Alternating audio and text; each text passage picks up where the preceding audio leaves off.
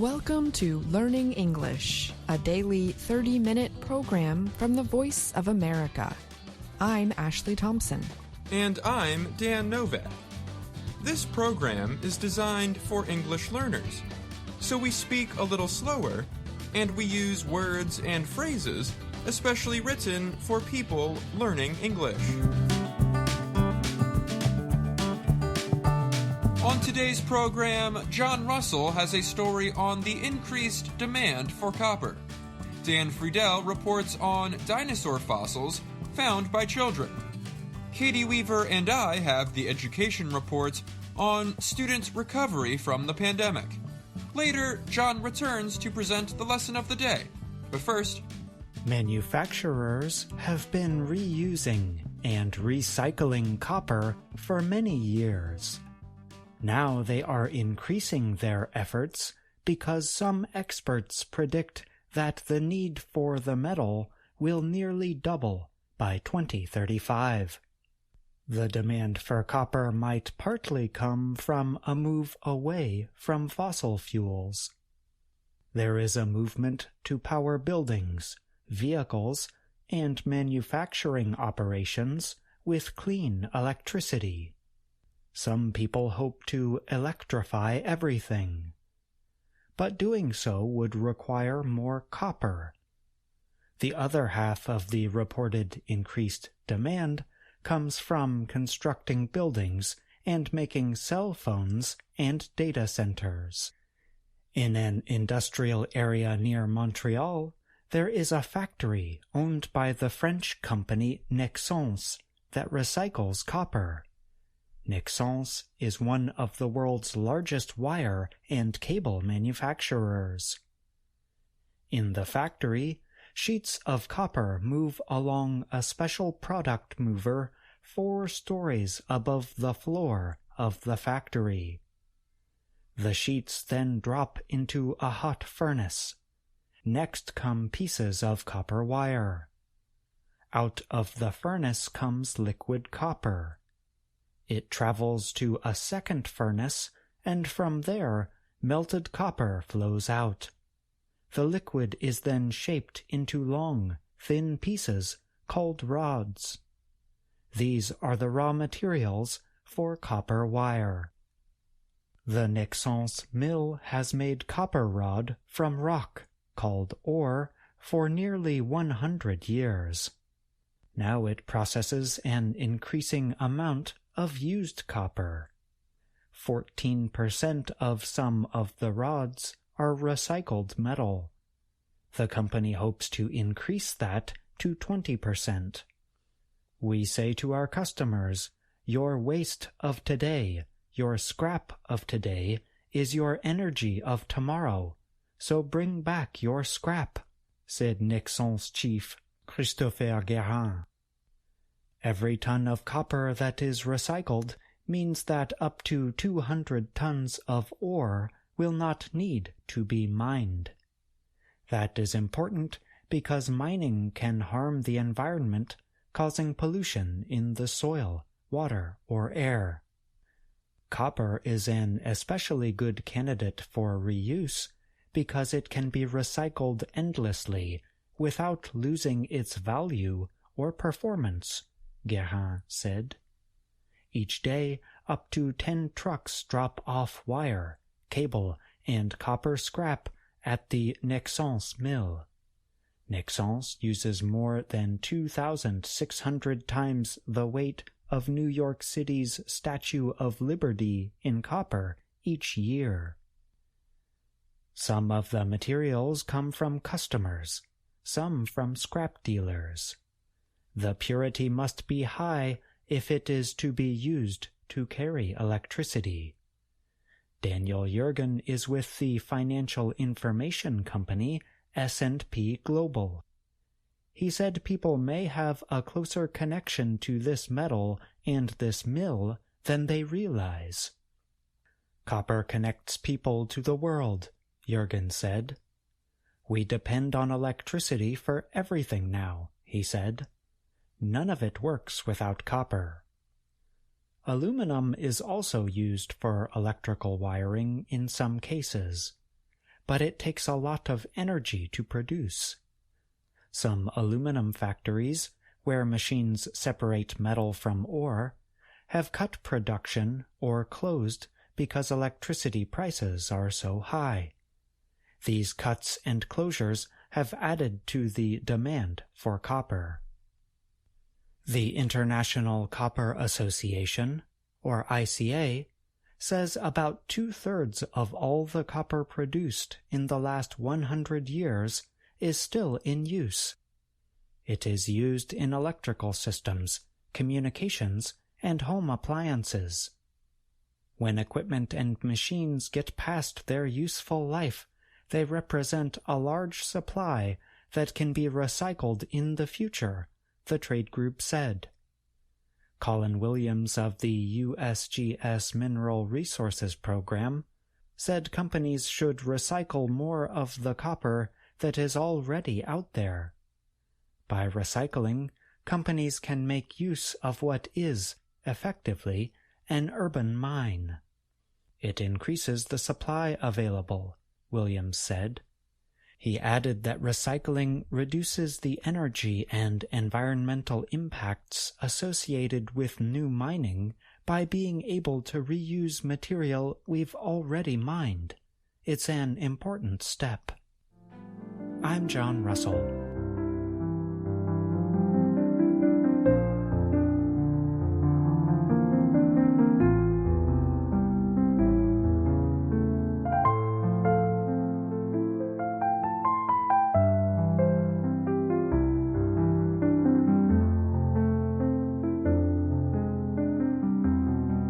Brothers Liam and Jessen Fisher were hiking in North Dakota with their father and cousin, Caden Madsen, during the summer of 2022. They were looking for dinosaur fossils, and they found one. Liam and his father, Sam, noticed a large leg bone sticking out of the ground. They shouted to the others to come and look. They came running, said Liam, who is now 9 years old. And Dad asked, "What is this?"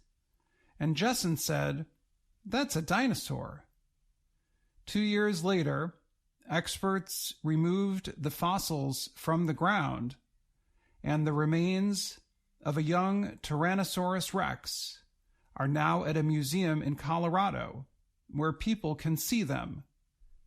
The dinosaur is being called Teen Rex because it was not yet an adult when it died.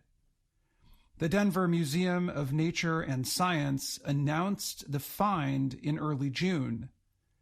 The fossil will be displayed and studied for years to come. Jessen is now 12.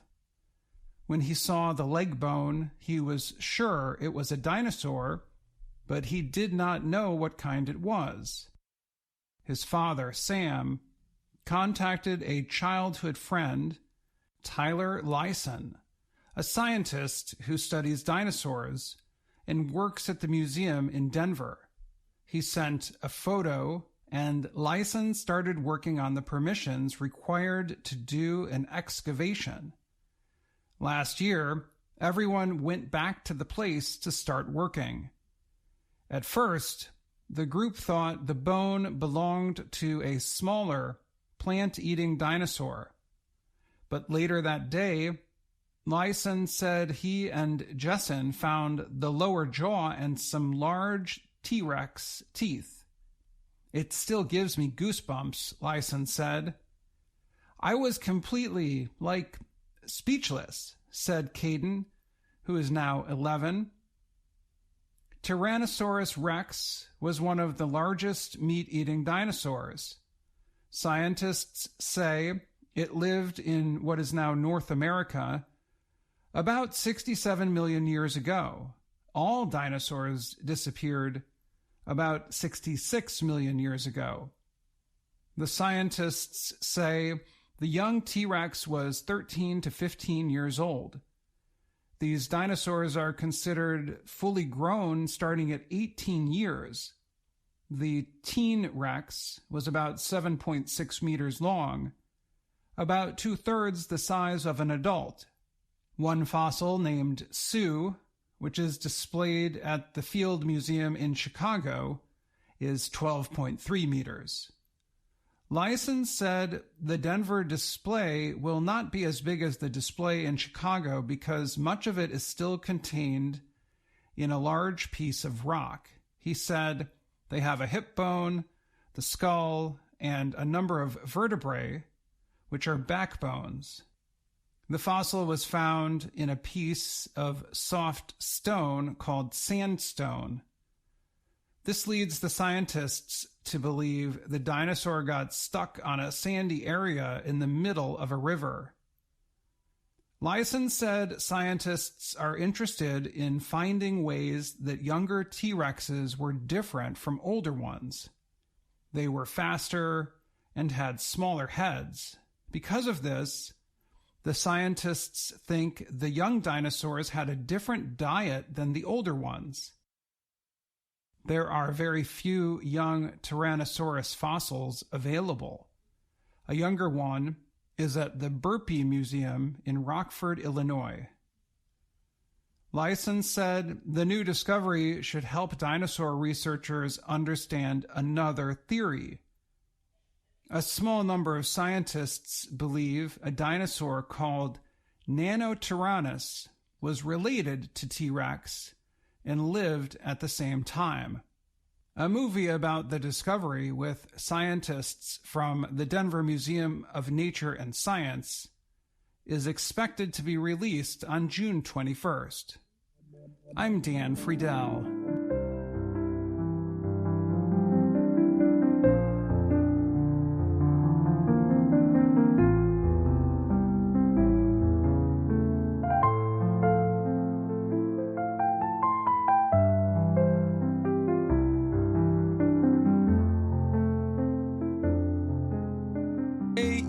School day for third graders at Mount Vernon Community School in Alexandria, Virginia.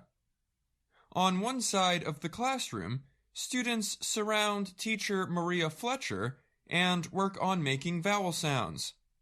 On the other side, children read together from a book. In another part of the room, students sit at computers and get reading help from online tutors. Such activities have become normal for the students. Teachers at Mount Vernon and around the country are racing to get students to learn more faster. The hope is to get past learning problems that have continued to affect students since schools closed for the COVID-19 pandemic 4 years ago. America's schools have started getting back on track, but improvement has been slow and uneven. Millions of students, often poor or from minority groups, are making up little or no progress. Nationally, students made up 1/3 of their pandemic losses in math during the past school year and 1/4 of the losses in reading. Those findings come from the Education Recovery Scorecard. That is an examination of state and national test scores by researchers at Harvard University and Stanford University. But in 9 states, including Virginia, reading scores continued to fall during the 2022-2023 school year. And the $190 billion in federal pandemic relief money for schools runs out later this year. Thomas Kane is a Harvard economist who helped create the scorecard. The recovery is not finished, and it won't be finished without state action, he said. States need to start planning for what they're going to do when the federal money runs out in September. Virginia lawmakers approved an extra $418 million last year to quicken the recovery. Officials in the state of Massachusetts set aside $3.2 million to provide math tutoring for 4th and 8th grade students who are behind grade level, along with $8 million for reading help. But among other states with slow progress, few said they were spending more to speed up improvement. In Virginia, the Alexandria School District received $2.3 million in additional state money to expand tutoring. Ana Maricela Ventura Moreno said her 9-year-old daughter, Sabrina, greatly benefited from extra reading help last year during 2nd grade. But she is still catching up, her mother said. She needs to get better. She's not at the level she should be, the mother said in Spanish. She noted the school did not offer the tutoring help this year, but she did not know why. Alexandria education officials say students scoring below proficient receive high-intensity tutoring help. They also said they help students with the greatest needs. Among poorer students at Mount Vernon, just 24% scored proficient in math. Just 28% of them scored proficient in reading. That is far lower than the rates among wealthier students. And the divide is growing wider. Failing to get students back on track could have serious effects. The researchers at Harvard and Stanford found communities with higher test scores have higher wages and lower rates of arrest and imprisonment. If pandemic learning losses become permanent, it could follow students for life. The Education Recovery Scorecard tracks about 30 states.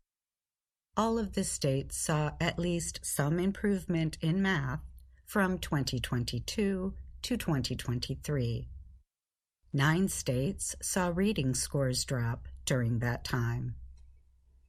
Only a few states have recovered to pre-pandemic testing levels. In Chicago public schools, the average reading score went up by the equivalent of 70% of a grade level from 2022 to 2023. Math gains increased less, with students still behind almost half a grade level compared with 2019. Chicago officials say the improvements were made possible because of the nearly $3 billion in federal relief money. With the funds, the district trained hundreds of people in Chicago to work as tutors. Every school building got an interventionist, an educator who centers on helping struggling students. The district also used federal money for home visits and expanded arts education. At Wells Preparatory Elementary, on the city's south side, just 3% of students met state reading standards in 2021. Last year, 30% met state standards. Federal relief funds permitted the school to hire an interventionist for the first time. Teachers get paid to work on student academic recovery outside working hours. Vincent Uzwegbu is the principal at Wells. He said, "We do not let 10 minutes go by without a teacher giving students the opportunity to engage with the subject." That's very, very important in terms of the growth that we've seen, Uzwegbu added. I'm Dan Novak. And I'm Katie Weaver.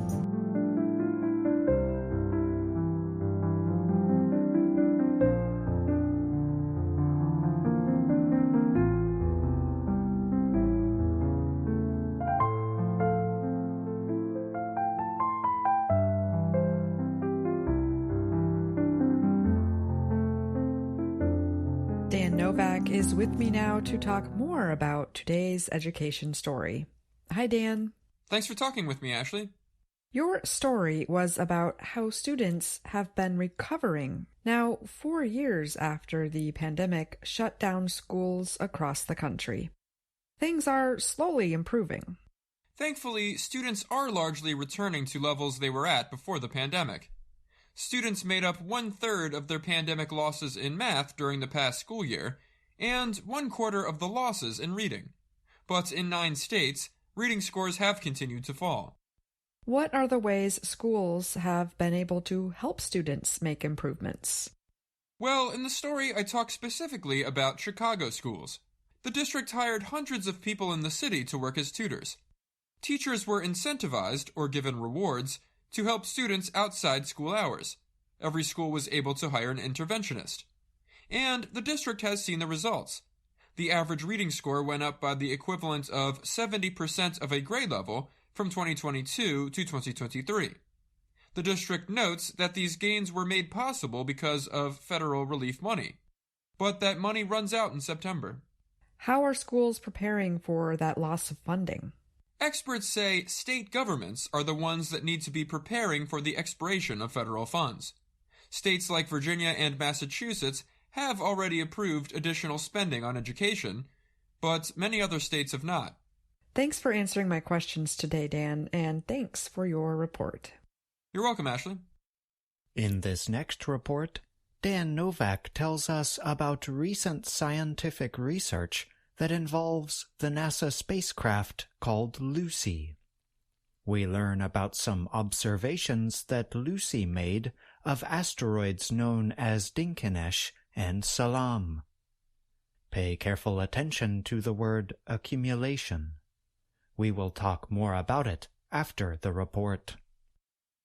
NASA's Lucy spacecraft visited a little asteroid called Dinkinesh last November. The visit, scientists say, unlocks a surprisingly interesting history of the asteroid along with its companion, Salam. Asteroids are ancient objects from the beginning of the solar system. They offer clues about how Earth and other planets formed about 4.5 billion years ago. The U.S. Space Agency launched Lucy in 2021 on a 12-year mission to study asteroids. The mission is especially interested in Jupiter's Trojan asteroids, 2 groups of space rocks that lead and follow the giant planet as it orbits the Sun. On the way, Lucy flew past Dinkinesh and Salam in the inner edge of the main asteroid belt. The spacecraft observed ridges, trough structures, and other features on Dinkinesh. Dinkinesh has a diameter of nearly 720 meters. Salam is made up of 2 similarly sized lobes, one about 230 meters wide, and the other about 210 meters.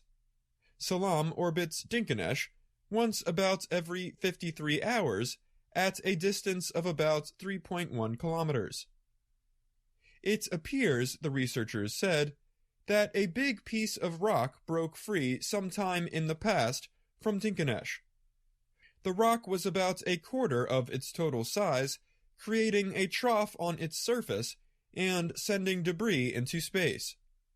Some of this debris, they said, fell back onto Dinkinesh's surface to form a ridge structure. Other materials came together to form Salam, becoming what is called a contact binary moonlet. Catherine Kretke from the Southwest Research Institute in Colorado is a co-writer of the study published in Nature. She said that a contact binary is when it appears that a single body is composed of 2 objects that collided gently enough not to become disrupted. Kretke said they are common in the solar system, but Salam was the first time a contact binary has been observed orbiting another asteroid. Simone Marchi is another co-writer of the study. He said a planet like Earth formed by the accumulation of countless small bodies. Understanding the properties of small asteroids such as Dinkinesh and Salam helps us to have a better picture of the earliest phases of planet formation. NASA's spacecraft was named for the Ethiopian fossil of the extinct human relative Australopithecus, called Lucy. That fossil has provided information about early human beings much like asteroids provide knowledge of planetary formation. Dinkinesh is the Ethiopian name for the Lucy fossil, meaning "you are marvelous" in the Amharic language. Salam, the Ethiopian name for another Australopithecus fossil, means peace in Amharic. Lucy will next visit the asteroid Donald Johanson in 2025 in the main asteroid belt. The spacecraft is expected to visit 11 asteroids in total. I'm Dan Novak. Before the report, we asked you to pay careful attention to the word accumulation. Can you remember when you heard it? You heard the term used in a quote from researcher Simone Marchi. Let's listen again. He said a planet like Earth formed by the accumulation of countless small bodies. Understanding the properties of small asteroids such as Dinkinesh and Salam helps us to have a better picture of the earliest phases of planet formation. Accumulation is a noun. It means the act of increasing gradually in amount as time passes. We spell accumulation like this: A, C, C, U, M, U, L, A, T, I, O, N. Accumulation comes from the verb accumulate. We spell accumulate like this: A, C, C, U, M, U, L, A, T, E.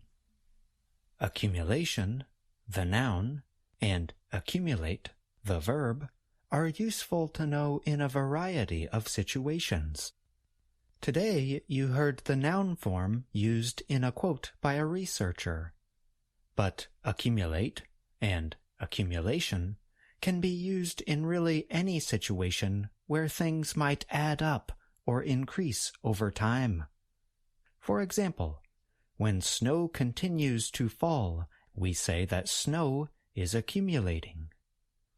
Or when a friend faces a series of stressful or bad events in their life, you might say that the accumulation of stressful events cannot be good for your friend's health. A few words about how to pronounce accumulate and accumulation. The two words have a small difference in where we place the primary or main stress. In the verb accumulate, we often put the main or primary stress after the beginning vowel sound. We have secondary stress toward the end of the word. I will clap where we generally place the main stress. Accumulate, accumulate. But in the noun accumulation, we place the primary or main stress closer to the end of the word. We have the secondary stress at the beginning of the word. Listen for the primary stress when I clap. Accumulation, accumulation. Accumulate and accumulation are somewhat advanced words, but they are useful to know. Why? Because the terms describe language learning in general. Language learning is about the accumulation of knowledge, vocabulary, grammatical patterns, patterns of pronunciation, and so on. So, the next time you sit down to study, remember this point. Knowledge accumulation is your goal. And that's the lesson of the day. I'm John Russell. And that's our program for today. Join us again tomorrow to keep learning English through stories from around the world. I'm Ashley Thompson. And I'm Dan Novak.